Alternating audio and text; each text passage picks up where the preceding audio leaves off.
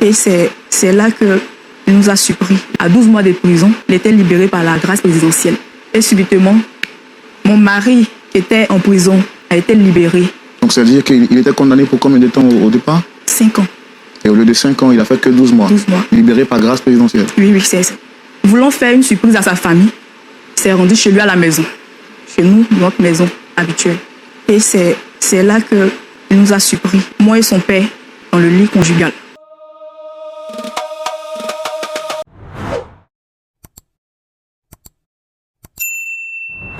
Détruit des familles et qui continue de saccager, de ruiner des histoires, à savoir la jalousie. Pour en parler aujourd'hui, nous recevrons sur notre plateau une dame qui a été victime de ce méchant et vilain sentiment. Mais avant, je voudrais donc vous souhaiter de rester câblés, comme on le dit chez nous au Bénin. Et puis je vous souhaite très bonne écoute à la suite de cette histoire. Mais vous le savez, shalom chez vous et que Point d'accord commence.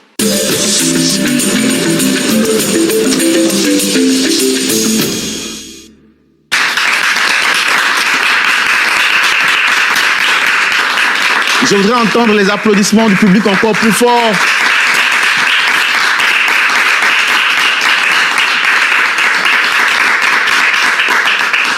Et oui, ce sont ces applaudissements qui témoignent, bien entendu, de votre fidélité à Point d'accord, très cher public. Et c'est également ces applaudissements qui montrent que nous sommes bien entendu sur le plateau de Point d'accord. Très heureux de vous retrouver en cette nouvelle semaine. Vous le savez, quand on dit nouveau numéro, on parle également de la présence de notre pasteur consultant qui ne manque jamais de répondre à l'appel, notre pasteur Tchoumou. Shalom, pasteur. Shalom, Laurent. Comment vous allez, pasteur? Oui, par la grâce de Dieu, ça va. Et vous aussi? Oui, ça va très bien. Tant que vous êtes là, que le Seigneur Jésus est là, on n'a plus besoin de s'inquiéter parce qu'on sait qu'on sera édifié. Oui, le Seigneur le permettra. Oh, en tout cas, que le nom du Seigneur soit béni. Amen. Et puis, juste à vos côtés, une présence également merveilleuse de la part de notre Seigneur Jésus-Christ, le pasteur Lindsay Nadine Benoît. Shalom, pasteur. Shalom, shalom, Roland. Alors, comment est-ce que vous allez aujourd'hui? Ça va très bien. Content d'être sur ce plateau avec vous. Oui, je rappelle, pasteur, que vous êtes chantre, également pasteur. Et puis, vous venez du Canada. Je viens du Canada, du Québec, de l'église Gospel Vie.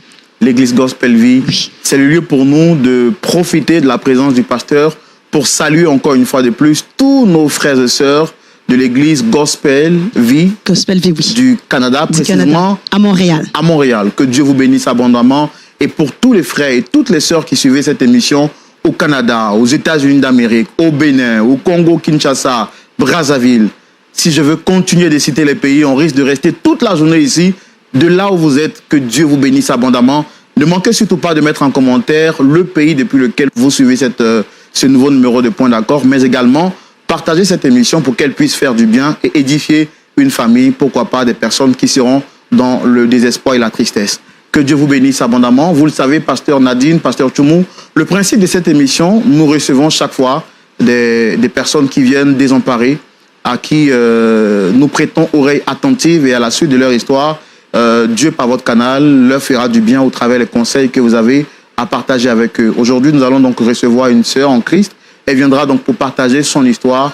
Il s'agit de la sœur Mélissa. Et je voudrais donc que nous la recevions ici, ce public, comme on sait si bien le faire, avec des applaudissements.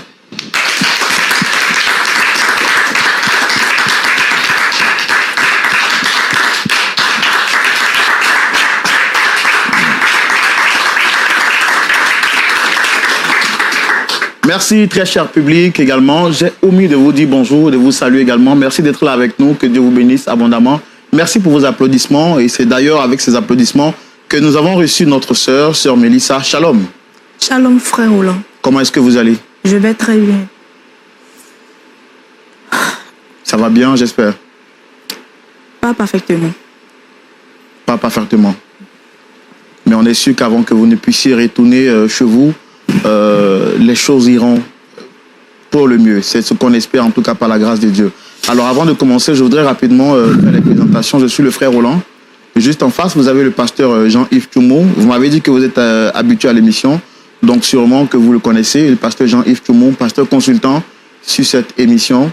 Et puis, juste à ses côtés, vous avez également le pasteur Nadine, qui nous vient du Canada, qui sera là et qui est là avec nous aujourd'hui, qui va écouter votre histoire attentivement. Pas dans l'optique de vous juger, mais de comprendre ce qui s'est réellement passé et vous apporter des conseils à la lumière de la parole de Dieu. Je voudrais déjà que vous vous sentez relax, tranquille, parce que vous êtes chez vous à la maison. On n'est pas ici pour vous condamner. Notre rôle, ce n'est pas cela. C'est de vous écouter et vous donner des conseils à la lumière de la parole de Dieu. D'accord? Merci, frère. D'accord. Je rappelle donc que vous êtes sœur Mélissa, vous êtes âgée d'une bonne vingtaine d'années et vous êtes chrétienne au sein d'une assemblée. Je rappelle également que vous êtes mariée et mère d'un enfant. C'est celui-là. Super. Alors, parlez-moi un tant soit peu de votre foi chrétienne. Je l'ai dit, vous êtes chrétienne, mais depuis combien de temps déjà que vous pratiquez la religion chrétienne? Merci, frère Roland. J'aimerais remercier aussi LMTV pour ce qu'ils apportent. Parce que tout le monde l'entend, j'espère. D'accord. Écoutez, je sais que ce n'est pas facile, d'accord, mais s'il vous plaît, faites l'effort de parler un peu plus fort. Je l'ai dit, hein, vous avez le pasteur Tchoumou, pasteur Nadine, des frères et sœurs dans la foi. Et derrière ces caméras, il y a des milliers de personnes qui suivent votre histoire. On n'est pas là pour vous condamner. Rassurez-vous. On veut comprendre qu'est-ce qui vous arrive et pourquoi vous êtes ici avec nous. Donc, en fait, allez-y, parlez plus fort. Allez. La gorge nouée. Je sais pas, j'ai tellement mal que je sais pas comment m'exprimer au fait. Ça va aller. Nous, on est avec vous. On vous aide à monter ensemble, à monter cette pente. Donc, sachez que vous n'êtes pas seul. Dites-moi, parlez-moi de votre foi chrétienne. Depuis combien de temps vous êtes converti maintenant? Ça fait maintenant 5 ans que je suis convertie en Christ. Je suis choriste dans une église. Je suis choriste dans une église. Donc, ça fait 5 ans que vous êtes converti et au sein de votre assemblée, vous êtes choriste. D'accord. Alors, tout naturellement, si vous êtes ici, c'est parce que vous souhaitez trouver une solution à un problème. Mais quelle est la personne que vous souhaitez recevoir sur ce plateau aujourd'hui?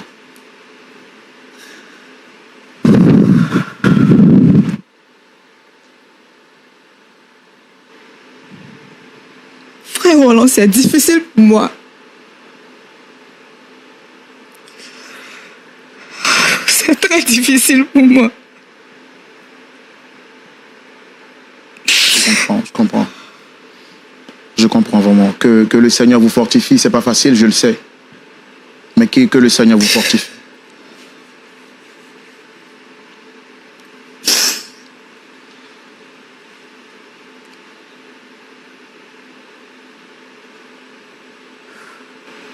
Il s'agit de mon époux. Monsieur Laurent. Ruben, s'il vous plaît. Donc, vous souhaitez rencontrer Ruben, Oui. votre époux.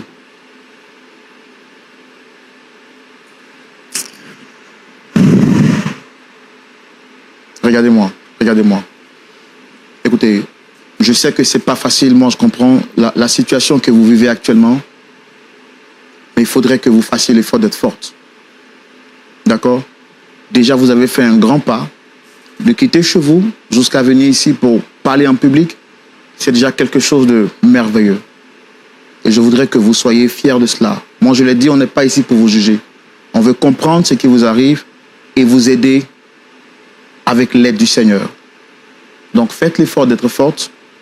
On va traverser ensemble cette vallée de l'ombre de la mort. Vous n'êtes pas seul du tout, ok?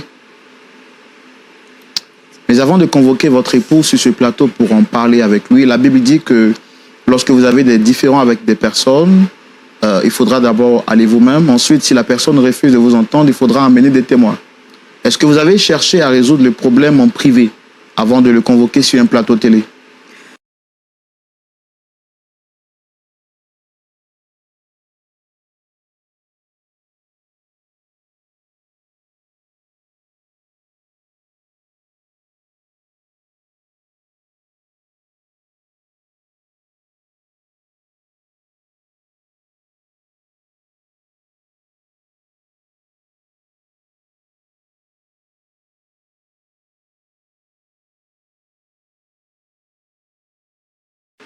Vous l'avez dit, vous espérez que Point d'accord réussira à vous réconcilier. Et pour savoir ce qui s'est réellement passé, on le fera tout de suite dans notre rubrique Le grand déballage, et c'est maintenant.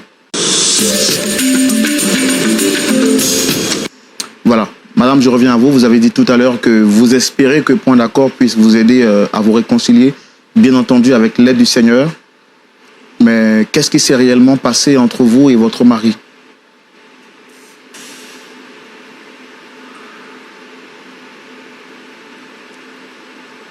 D'abord, j'aimerais signifier que mon époux, c'est un homme bien. Quelqu'un qui est prêt à aider son prochain. On s'est rencontrés à l'église où je suis choriste et lui musicien. Après quelques mois, nous sommes mariés. Et un jour, comme bonne famille, on était assis en train de regarder la télé avec mon enfant, pardon. Sonna à la porte. Je vois, ce sont des policiers. Ils sont venus chercher mon mari avec une convocation. Mais mon mari a fait quoi? Ils n'ont pas cherché à comprendre. Mon mari aussi ne voulait pas les suivre.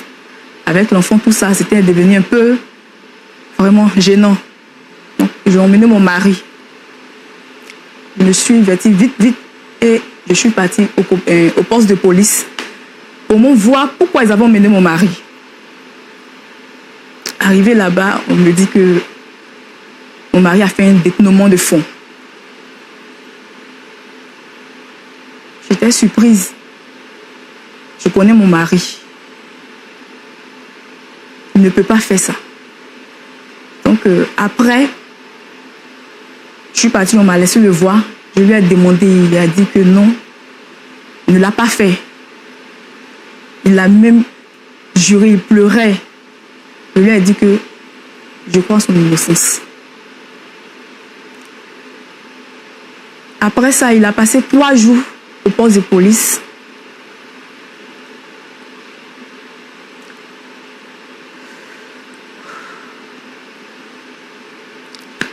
Ils l'ont déféré, jugé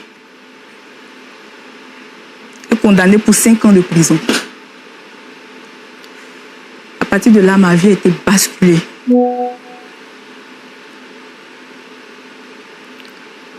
J'étais avec un enfant.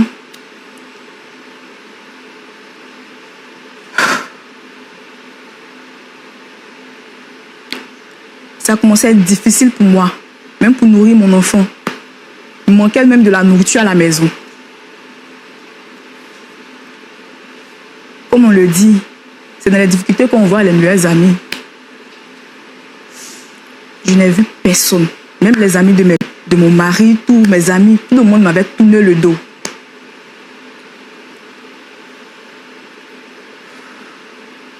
Jusqu'au jour où mon beau-père, le père à mon mari, il me voit avec des provisions, il envoyait plein de choses, même des jouets à l'enfant, tout.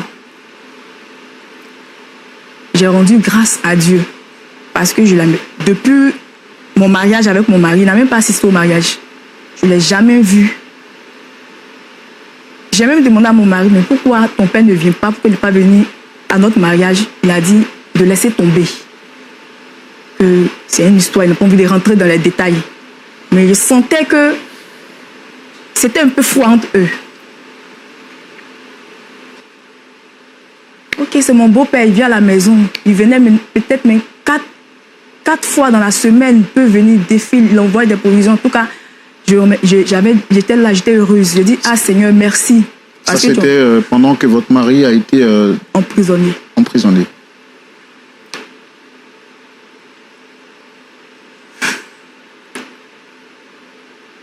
Jusqu'au jour... Oh Seigneur.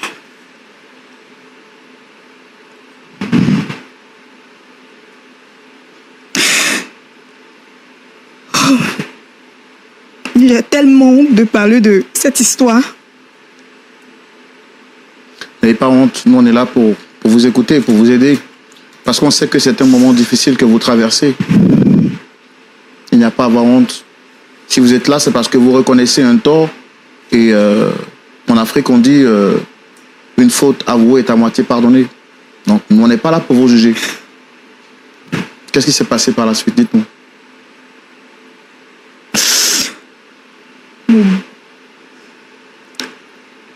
Mon beau-père a demandé à coucher avec moi.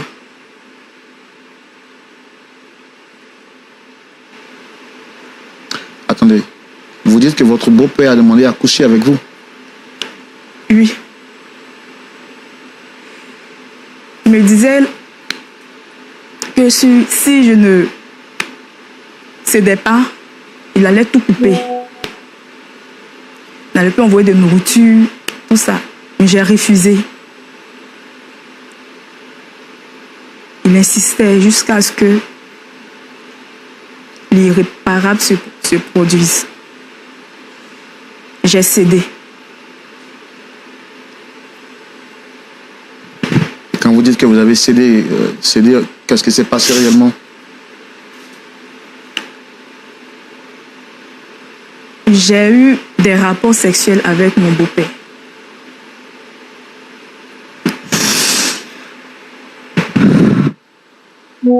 Alors, quand toutes ces situations avaient commencé à vous arriver, est-ce que vous avez pris le temps d'en parler à votre pasteur?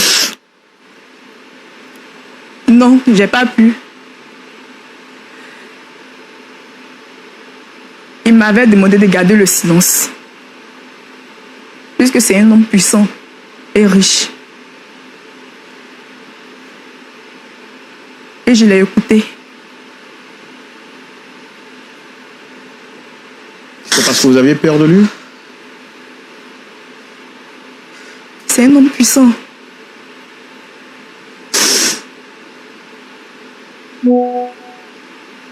Et j'avais peur aussi de lui. J'avais peur de lui. Très peur.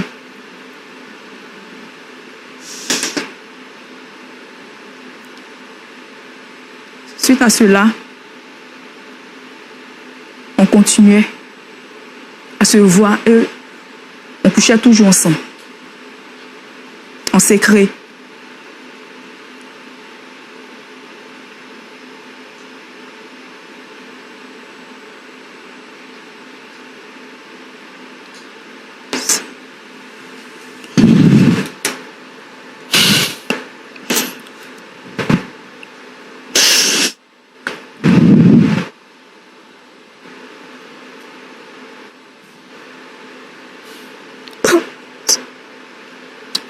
Alors, qu'est-ce qui s'est passé par la suite après ces temps de rapport?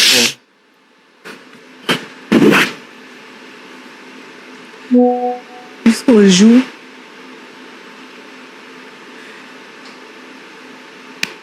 un soir, on était à la maison, mon beau-père et moi, dans la maison de mon mari.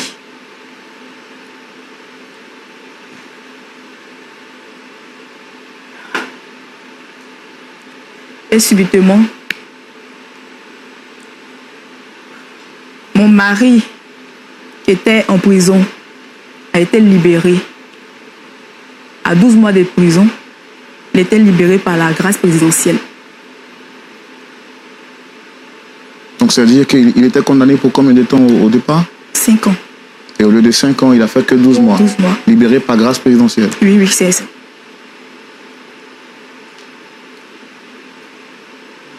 Voulant faire une surprise à sa famille,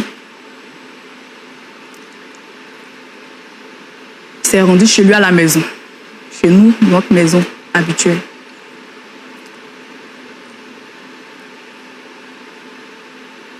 Et c'est là que il nous a surpris, lui, moi et son père, dans le lit conjugal.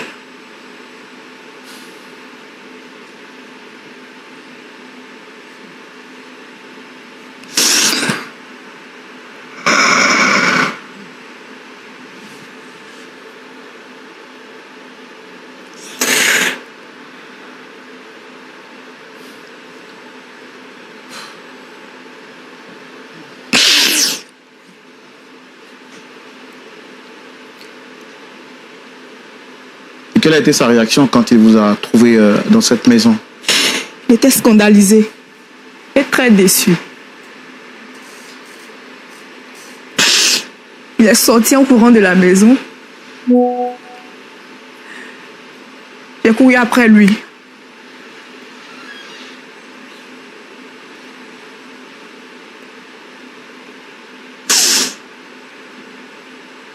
Il était déjà parti.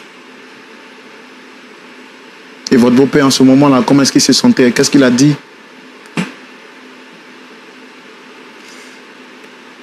Il y avait l'impression qu'il s'en foutait, au fait. Il me disait, Mélissa, laisse-le partir. Laisse-le partir. S'il ne veut rien faire avec toi, bon. Tout qu'en fait, il avait fait ça pour lui faire mal.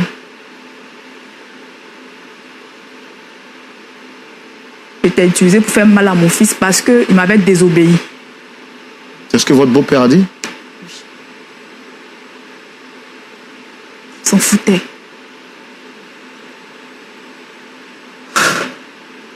Et comment vous êtes senti quand vous avez entendu cette déclaration de votre beau-père? Choquée, embarrassée. Et j'avais honte de moi-même. Parce que j'ai trahi mon mari.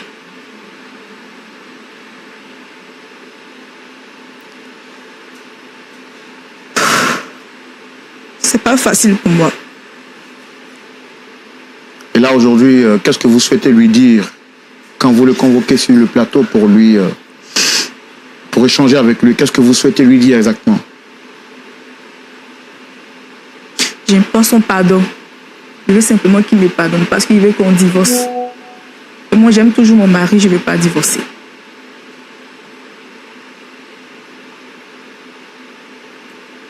Je ne veux pas divorcer. Et c'est quand la dernière fois que vous l'avez vu de visu, physiquement, vous l'avez vu de visu, je veux dire physiquement? Je ne me rappelle pas trop, mais ça date d'un peu longtemps. Et si ce soir il refuse de vous accorder le pardon, quelle sera votre réaction? Déçu, mais au moins j'aurais essayé. Alors nous on a tout fait pour entrer en contact avec votre époux. On va le faire revenir tout de suite, mais est-ce que vous êtes prête à l'affronter là dans les yeux pour lui demander pardon? Est-ce que vous êtes prête, après tout ce temps, à le revoir et lui regarder droit dans les yeux?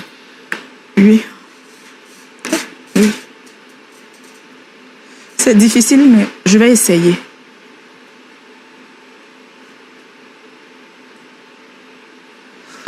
Pasteur Tchoumou,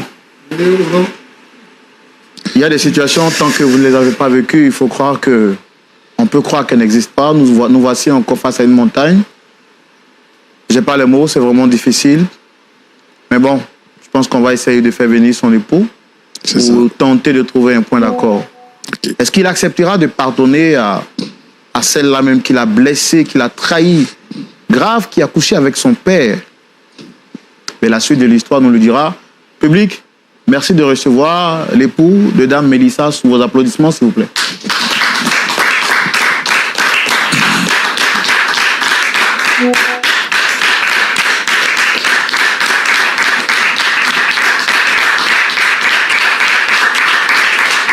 Et toi, qu'est-ce que tu fous là?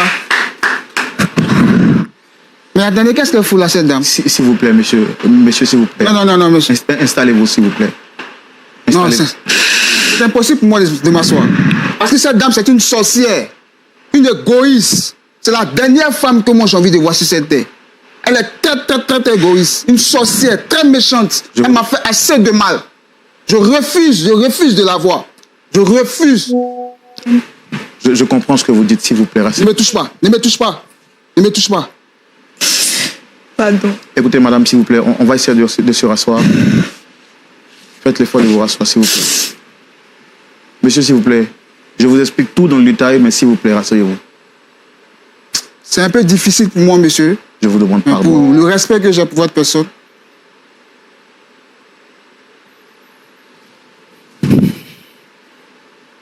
Déjà, merci beaucoup.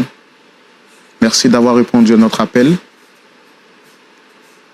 Alors, vous êtes sur le plateau de Point d'accord. C'est une émission qui tente de trouver des solutions à des problèmes difficiles. Et les gens viennent ici, et la plupart du temps, lorsqu'ils n'ont plus d'issue, plus de recours. Et cette dame qui est là nous a demandé de tout faire pour entrer en contact avec vous, pour vous demander pardon. Parce qu'elle reconnaît avoir fait quelque chose de grave. Et elle souhaiterait que vous lui accordez votre pardon. Donc elle aura naturellement besoin que vous l'écoutiez, s'il vous plaît. Et par la suite, vous pourrez dire ce que vous avez envie de dire. C'est trop facile. C'est trop facile, monsieur. Savez-vous ce que cette dame a fait? Est-ce qu'elle vous a raconté textuellement ce qu'elle a fait? L'acte qu'elle a pu poser. Parce que moi, elle m'énerve. Je n'ai même pas envie d'entendre un mot venant d'elle. Je vous l'assure, c'est la dernière femme sur cette terre que moi j'ai envie de rencontrer. Voir de mes deux yeux. Elle m'a fait assez de mal. Assez. Et je souffre dans mon être. Elle m'a poignardé. Quand je pense à notre enfant, j'ai mal. Je me dis, cet enfant, quand il sera plus grand, qu'est-ce qu'il va penser?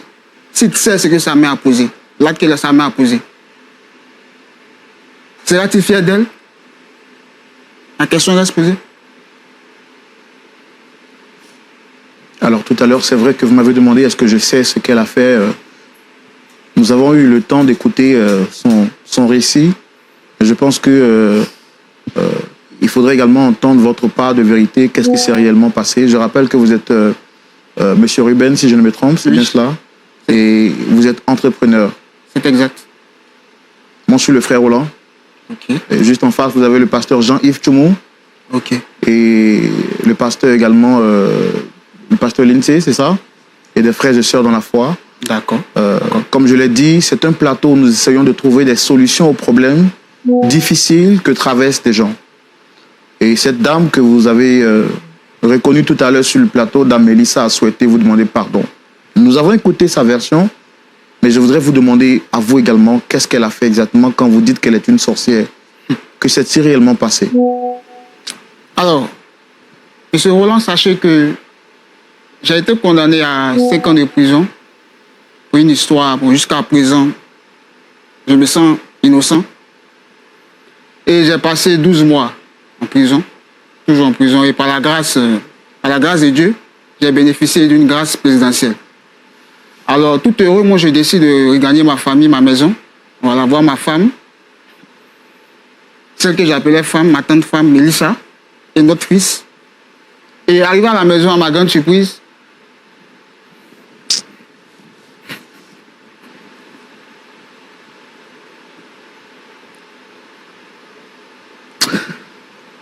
jusqu'à présent, je n'arrive pas à croire.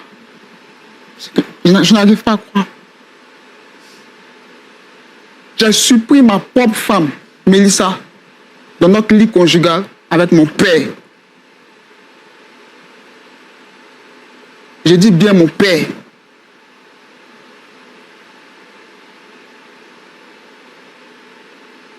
À ma place, quel serait votre sentiment?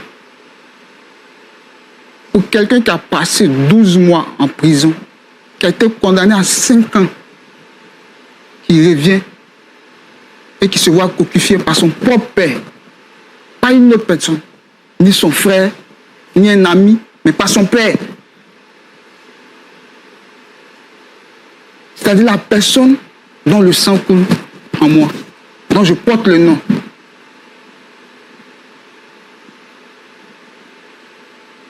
Vous savez, par moments, il m'arrive de parler seul dans la rue. Parce que bon, après avoir parlé au pasteur et à la famille, ils m'ont dit de me calmer, mais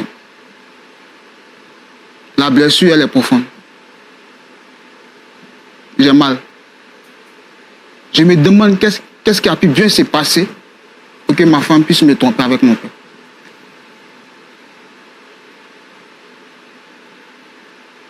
Mais je me dis, est-ce que me suicider pourra arranger la chose?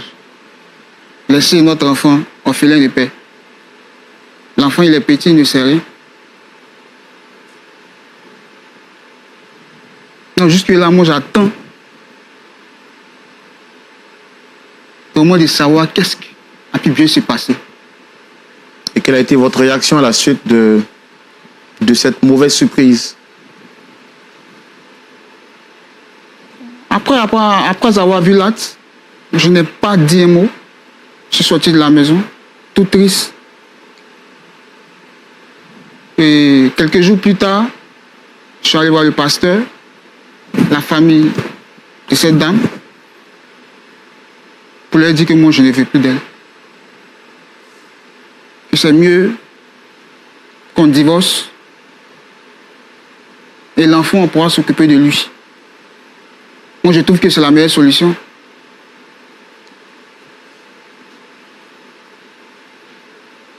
Je ne me vois pas en train de vivre encore avec une femme qui m'a trompé avec mon père. C'est trop fort pour moi.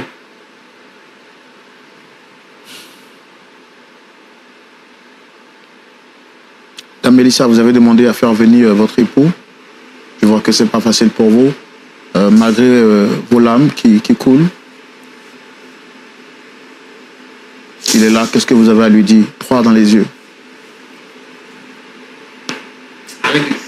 Ce sont des larmes de crocodile, ça. Arrête ça.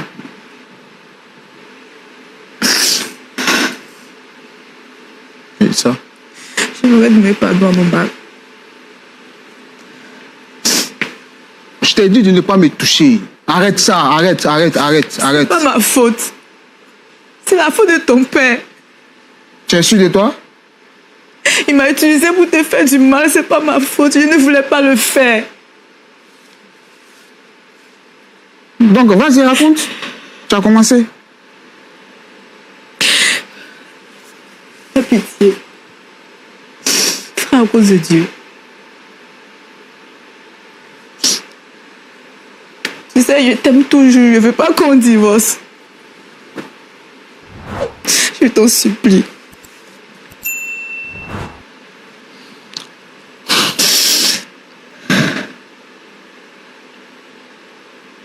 Dame Mélissa, faites l'effort de vous rasseoir, s'il vous plaît.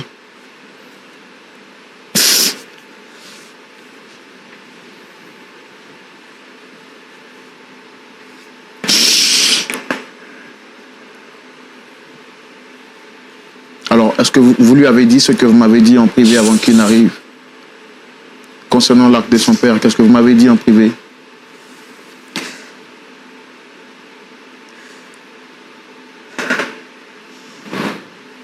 Vas-y, moi je t'écoute. Hein. Ton père a fait ça parce qu'il t'aime.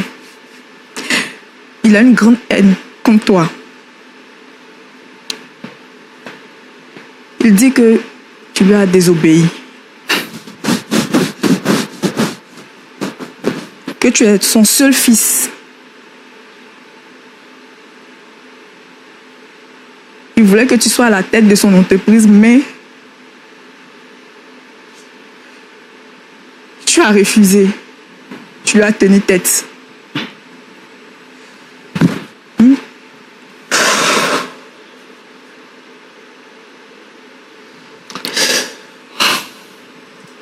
Même ton emprisonnement, il a la tête. Tu dis quoi?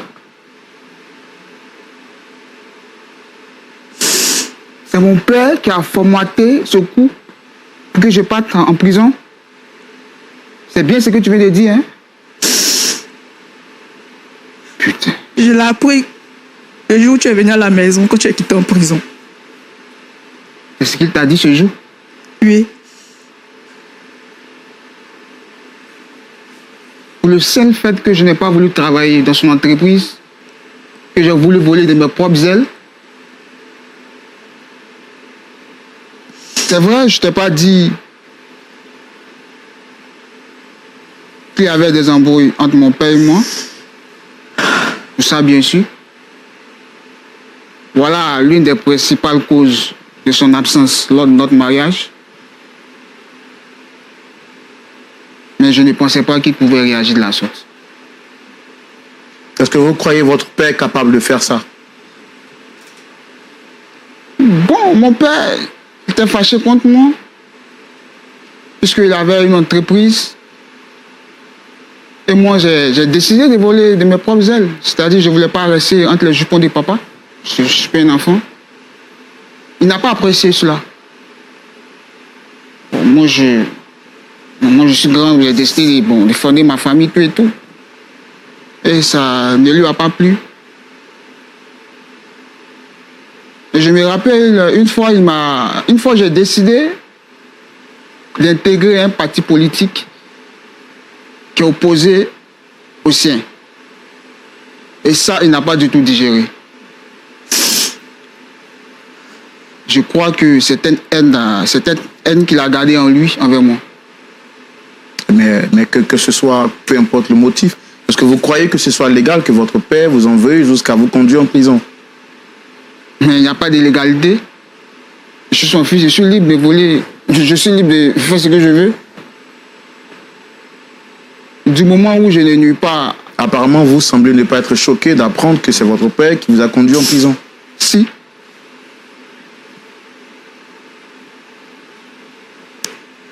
Ça aurait pu être quelqu'un d'autre. Est-ce que vous croyez votre père capable de le faire? C'est difficile. C'est difficile. Mais comme je vous l'ai dit, quand je me ressasse certaines choses dans le passé, j'ai un pansement au cœur qui me dit que vraiment, il est capable de faire cela.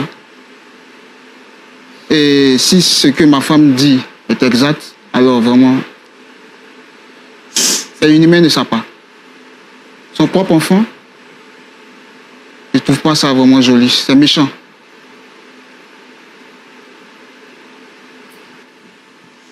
Pasteur Tchoumou, un autre problème, hein? Oui. Tout à l'heure, on ne s'attendait pas à entendre toutes ces déclarations qu'on vient d'entendre de Dame Mélissa. Véritablement, Pour oui. elle, son père, le père de notre frère en face, est à l'origine de son emprisonnement. Et il aurait fait tout cela pour être à l'origine pour punir son fils qui aurait désobéi à sa demande. Oui. Je voudrais rapidement prendre l'avis de Pasteur Lindsay juste à côté pour savoir également qu'est-ce qu'elle pense de ce problème en 2-3 petites minutes et également avoir son point de vue sur le sujet en question. De ce que je peux entendre, ici, il y a vraiment 2 personnes blessées, vraiment meurtries dans leurs émotions. En fin de compte, tous les 2, vous avez été trahis. D'un côté, madame par le beau-père et monsieur ici par son épouse et en plus par votre père. Mais le point que je rajouterais, c'est que en fin de compte, pour monsieur, il y a une histoire qui vous manque par rapport à votre épouse qu'elle ne vous a pas encore dit. Et comme vous avez expliqué, vous avez quitté la maison directement quand vous avez vu la scène, mais elle n'a pas pu vraiment vous expliquer vraiment tous les aboutissants de qu'est-ce qui s'est passé. Mais je comprends votre peine. Mais avant de prendre une décision, en tout cas moi, pour ma part, vous devriez encore vous rencontrer, vous parler et analyser ensemble vraiment tout ce qui s'est passé, comment tout cela est arrivé. Et puis par la suite, essayer de voir quelle décision on peut prendre ensemble. Mais pas prendre une décision sur une émotion, mais vraiment aller voir tous les faits. Et pour madame, c'est certain que vous avez essayé de garder le cap, mais vous avez malheureusement flanché et vous êtes tombé. Mais tout ce que je peux vous dire, même si vous êtes tombé, Dieu est capable quand même de vous restaurer. Mais au-delà que Dieu va vous restaurer, mais vous avez besoin aussi de vous pardonner. Et aussi de pouvoir être en mesure de recevoir aussi le pardon de votre conjoint, que lui aussi, il faut le comprendre que ça va lui prendre aussi du temps à accepter ce pardon. Mais avec Dieu, tout est possible. Alors moi, c'est ça que je dirais mon frère Roland par rapport à cela, de ne pas prendre de décision sur l'émotion, mais de faire confiance à Dieu dans cette situation-là, mais de prendre le temps de vous parler. Voilà ce que je pourrais rajouter. Merci beaucoup, Pasteur Nadine. Je rappelle que vous venez du Canada pour suivre cette émission également avec nous. Merci d'être là. Alors, le point de vue de notre pasteur consultant face à ce problème difficile, c'est tout de suite dans notre rubrique à la loupe de la parole. Pasteur Tchoumou. Oui, Roland. J'ai écouté l'histoire avec beaucoup de passion. Et j'avoue que je suis très choqué. et déçu. Déçu d'un père immoral, un père inconscient, un père méchant. Selon l'histoire, il serait le fils unique de son père. Donc son père souhaiterait qu'il évolue dans son ombre. Donc, je voudrais ici souligner que le père lui-même, il est entrepreneur. Donc, il a un fils également qui est entrepreneur dans l'âme. Donc, qui voudrait lui aussi entreprendre en dehors de l'entreprise de son père. Moi, je pense que c'est un fils à encourager et c'est un geste à louer quand on a fait un fils qui nous ressemble. On doit être heureux de cela. Qu'est-ce qu'il veut offrir à son fils? Qu'est-ce qu'il veut faire de son fils pour être choqué jusqu'à ce point pour dire que son fils lui a désobéi et que bon, par rapport à cela, il se venge de son fils. Le monde est méchant aujourd'hui. Tu prends ton fils, tu le mets en prison et tu viens combler de toutes sortes de cadeaux son épouse que tu ne connais pas vraiment parce que tu n'étais pas au mariage, ça ne t'a pas intéressé d'être là. Maintenant que tu as mis ton fils en prison, tu viens pour coucher avec son épouse qu'il a laissée. Mais les enfants s'entendaient bien à leur maison. Ils élevaient leurs enfants. Ils étaient heureux quand le coup malheureux est arrivé. Donc, à imaginer qu'il y a des gens comme ça qui peuvent agir comme ça contre leurs propres enfants, c'est choquant. Mais ce que je voudrais dire à... Comment ça s'appelle là? Mélissa. Mélissa. Bon, moi je me demande comment une femme peut être légère jusqu'à ce point. Il vient, il se présente. Il te dit qu'il est le père de ton mari. Il vient avec des cadeaux. Des cadeaux même, des jouets pour l'enfant, la nourriture et tout ça. Comme tu as dit que tout le monde t'a tourné le dos, tu pensais vraiment que c'était utile de coucher avec le père de ton mari? Mais dis-moi, comment tu vas les regarder les deux? C'est dit que ton mari sort de prison, le père de ton mari est là, même s'il ne venait pas vous surprendre dans le lit. Dis-moi, comment est-ce que tu allais les gérer les deux? Comment tu allais les regarder? Mais tu ne réfléchis pas. C'est pas de la réflexion. Donc tu as couché avec lui parce qu'il t'a apporté à manger. Après que ton mari t'ait surpris, tu t'en vas maintenant voir le pasteur. Mais écoutez, vous appartenez à une assemblée, n'est-ce pas? S'il y a des difficultés dans la maison parce que le mari est en prison, il faut que l'église se mobilise. Oran. Oui, pasteur. Je pense que la solidarité dans l'église est une chose importante. Et là, l'église a manqué à quelque chose. Un jeune homme qui va en prison, son épouse qui est restée seule, tout le monde lui tourne le dos. Voilà ce que ça a engendré.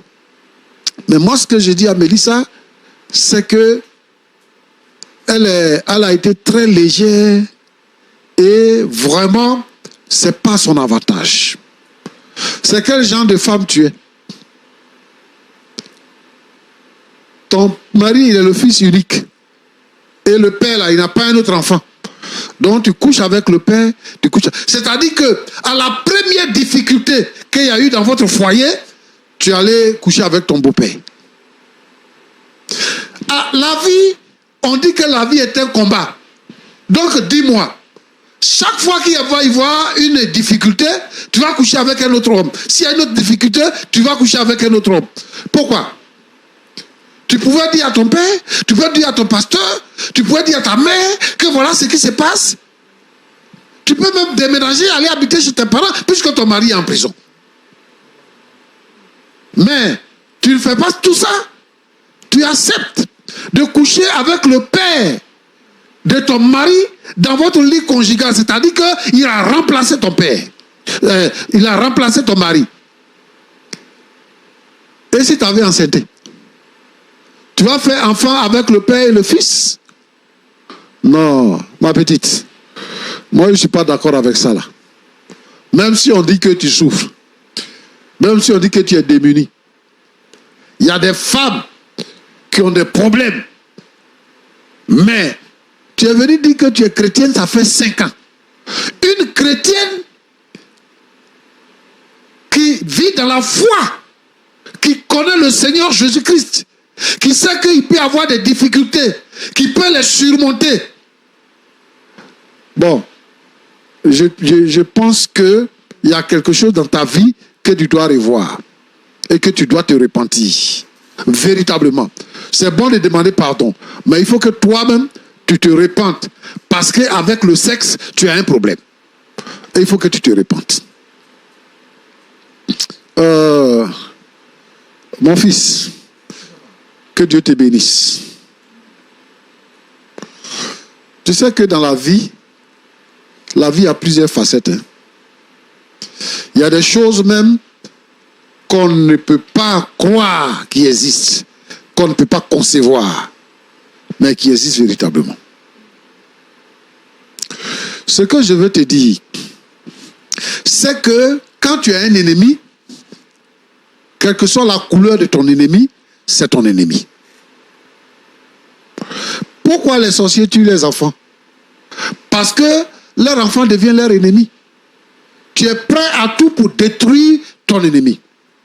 Et quelle est l'arme fatale pour détruire son ennemi?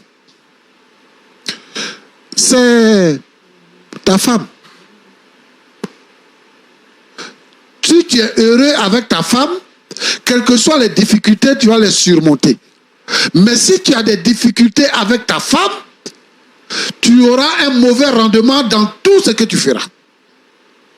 Et tu as utilisé un terme tout à l'heure pour dire que tu as pensé à votre enfant.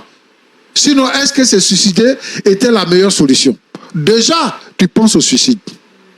Alors que celui qui est chrétien qui se suicide, il va en enfer. Et donc, quand les gens disent que je souffre trop, et puis ils vont se suicider pour mourir comme ça, il va avoir la paix. Non, tu n'auras pas la paix, tu vas en enfer. Donc avec cette histoire-là même là, tu n'auras pas la paix. Pour que toi tu aies la paix, cela dépendra de toi-même. Il faut retenir que ce qui s'est passé, c'est vrai, ta femme a été légère, mais ta femme là, elle a été soumise à une pression très haute. Étant seule, elle n'avait pas de défenseur. Il n'y avait personne pour lui donner un coup de main pour surmonter la tentation. Elle a succombé. Mais depuis que tu es sorti de prison, elle est toute confuse. Elle est remplie de honte. Elle est remplie de chagrin. Toutes sortes de difficultés s'abattent sur elle. Et le monsieur, il l'a abandonné. Parce qu'il lui a dit, laisse-le partir. Parce que c'est moi qui l'ai mis en prison. Et j'ai couché avec toi pour lui faire mal. Pour vous séparer. Pour que tu souffres. Et c'est ce qui se produit actuellement. Moi, je pense que quand on sait qu'on a un ennemi commun, il faut se mettre ensemble pour le combattre. Si on se met ensemble pour le combattre, c'est fini. On va remporter. Lui, il a commis un acte pour te détruire. Toi, tu n'es pas un destructeur. Tu n'es pas comme lui. Moi, ce que je te demande, c'est que tu pouvais ne pas le savoir. C'est-à-dire quand tu es sorti de prison, là, si tu ne l'avais pas trouvé à la maison, et que ta femme que tu étais dans la maison, il ne pouvait plus venir. Donc ta femme ne t'avait pas dit qu'il s'était passé quelque chose comme ça. Et tout ça, tu pouvais ne pas le savoir. Il y a des gens, il y a des foyers qui sont là. Et puis les hommes trompent leurs femmes. Les femmes trompent leurs maris. Mais ces personnes-là ne sont pas au courant. Jusqu'à ils vont dans la tombe avec ça. Mais quand il regarde sa femme est une femme fidèle. Quand il regarde son mari est un homme fidèle. Dieu a révélé cela pour que tu le saches. Et que désormais, tu saches marcher. Parce qu'après ça, c'est la mort qui allait venir. Moi, je pense qu'il faut te mettre avec ta femme. Il faut lui pardonner ce qui est arrivé. Dans la vie, tout peut arriver. Et ça, c'est arrivé. Mais vous pouvez surmonter. Si tu la laisses là, tu gagnes quoi? Tu vas gagner le chagrin. Tu vas gagner la douleur. Mais tu peux abandonner. Tu peux renoncer à la colère. Tu peux renoncer à la douleur. Tu peux effacer de ta mémoire la trahison de ce qui est arrivé. Pardonner à ta femme et recommencer une nouvelle vie. Je veux dire quoi? Que le monde d'aujourd'hui, les gens ont refusé de marcher avec le Seigneur Jésus-Christ. Les gens ont rejeté Dieu. Et les gens ont remplacé Dieu par le mal. Ils appellent mal bien et ils appellent bien mal. Aujourd'hui, tu vois les homosexuels, tu vois les lesbiennes, tu vois les gens qui couchent avec les enfants, des pays développés qui veulent même voter des lois pour ne pas que ce soit un crime de violer une femme. Alors, le monde est détruit. Ouais, ce que nous voulons enseigner aujourd'hui, c'est de dire aux chrétiens d'être vigilants. C'est de dire aux uns et aux autres d'être vigilants parce que le diable est déchaîné. Et le diable n'a pas de couleur. Il utilise tout le monde. Il peut utiliser ton frère, il peut utiliser ta mère, il peut utiliser ton père, il peut utiliser ton pasteur, il peut utiliser ton ami intime. Et son but, c'est de détruire. Il voulait détruire un foyer. Et aujourd'hui, beaucoup de foyers sont en danger de destruction. La plupart des gens qui nous appellent, c'est pour dire que je veux divorcer, je veux divorcer, je veux divorcer. C'est ce que le diable veut. Et nous disons ici, non au divorce. Nous ne voulons pas le divorce. Merci. Quelle que soit la faute, il faut pardonner. Parce que nous ne sommes pas comme les autres. Nous sommes chrétiens. Alors moi, je t'appelle parce que ta femme est venue nous voir. D'abord avec beaucoup de difficultés. Elle-même, elle a honte de prononcer ce qu'elle a dit. Mais venir sur un plateau de télévision pour pouvoir dire ce qu'elle a dit, pour demander ta clémence, parce qu'elle a dit qu'elle a tenté dehors avec le pasteur, ça n'a pas fonctionné. Et elle pense que ici ça peut fonctionner. Nous disons non au divorce et nous disons oui au pardon. Et nous disons oui à la présence de Dieu dans les foyers. Alors je voudrais que vous puissiez entendre mon message et changer votre position. Que Dieu vous bénisse. Merci beaucoup, pasteur Tchoumo. Vous avez dit, nous disons non au divorce, nous disons oui au pardon. Et le pasteur l'a dit, il faudrait que vous puissiez, il souhaiterait que vous entendiez son appel pour pardonner. Je voudrais vous redonner la parole, très cher monsieur, pour savoir qu'est-ce que vous avez à dire à la suite de ce que le pasteur Tchoumo vient de dire. Alors, monsieur Roland, j'ai écouté avec beaucoup d'attention les conseils et les propos du pasteur.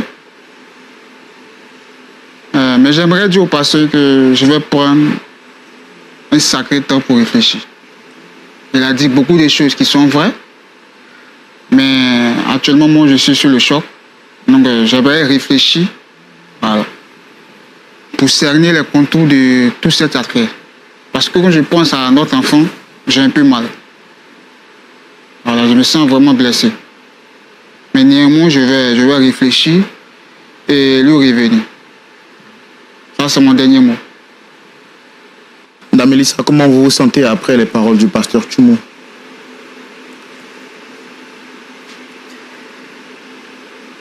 Au début, c'était un peu difficile, mais je me sens un peu soulagée.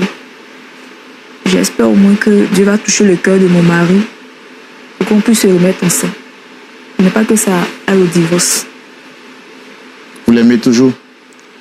Bien sûr. Monsieur, est-ce que vous aimez toujours votre femme?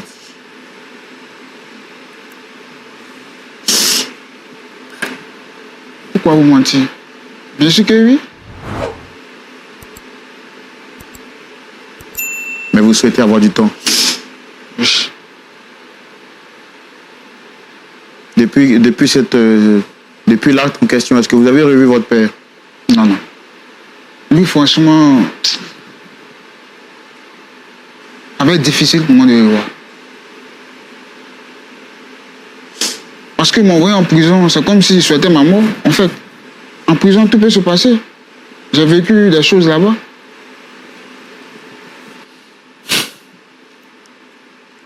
Je pense qu'on ne va pas vous forcer la main, Pasteur Tchoumo. Il a dit qu'il aura besoin d'un peu de temps. Je crois également que la prière est une âme puissante qui incline les cœurs, comme l'abbé pouvait le dire. Il est le Dieu qui incline le cœur des pères vers les fils. Je pense que si vous les recommandez à la grâce de Dieu, on pourra pourquoi pas, avec le temps, essayer de trouver une solution possible. Oui, mon cher Roland, nous allons prier. Je sais que le pasteur Lindsay, dans son intervention, elle a demandé qu'il y ait un temps de rencontre pour pouvoir discuter les deux. Et quand il dit qu'il va réfléchir, je pense aussi que ce sera bien de penser à la proposition du pasteur et de pouvoir se rencontrer pour parler. Parce qu'on ne peut pas tout dire ici sur le plateau. Il y a beaucoup de choses qui sont à l'intérieur. Et lui, il a dit qu'il veut cerner le contour de toutes ces choses. Mais nous allons prier et nous croyons que le Seigneur va intervenir dans ce couple. Voilà. Merci beaucoup. Donc vous avez la parole pour la prière de fin. Ouais.